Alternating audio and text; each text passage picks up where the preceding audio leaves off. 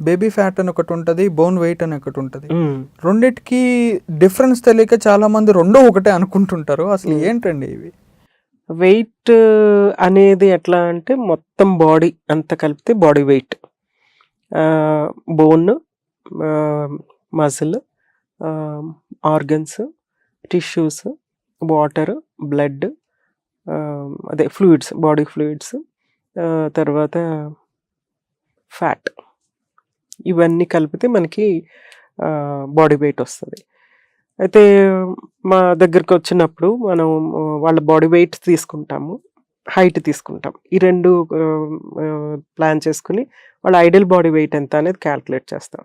ఉదాహరణకి 160 centimetres height ఉంటే కనుక దాంట్లో 100 మైనస్ చేస్తే 60 వస్తుంది. 60 ఐడియల్ బాడీ వెయిట్ ఉండాలన్నమాట.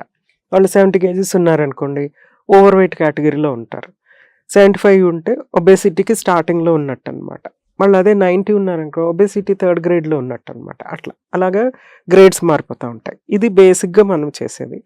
ఇప్పుడు ఇంకొకటి ఏం చేస్తూ ఉంటాం, మనం ఏం చేస్తాం అంటే బాడీ కంపోజిషన్ ఎలా ఉంది అనేది చూస్తాం. బాడీ కంపోజిషన్ అనాలిసిస్ అనేది కూడా మిషనరీ ఉంది దాంట్లో.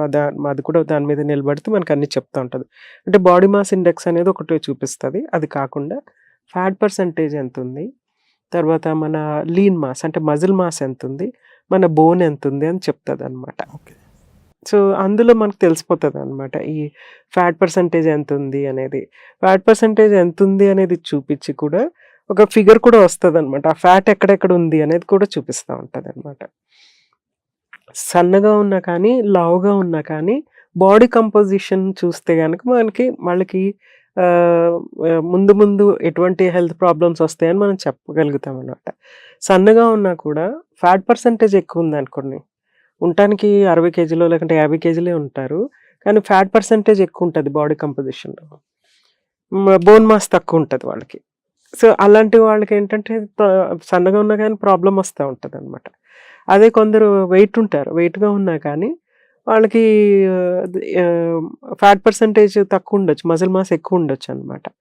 సో ఆ బాడీ కంపోజిషన్ అనేది చాలా important. And body composition directly proportional to what we eat. Okay. So అందుకని అసలు ఇవన్నీ టర్మినాలజీ జాగన్ అనమాట.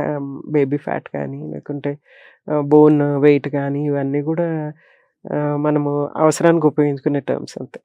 జస్ట్ ఎస్కేప్ అంతే. ఇలాంటి ఇంట్రెస్టింగ్ వీడియోస్ కోసం తప్పకుండా మా ఛానల్ని సబ్స్క్రైబ్ చేయండి.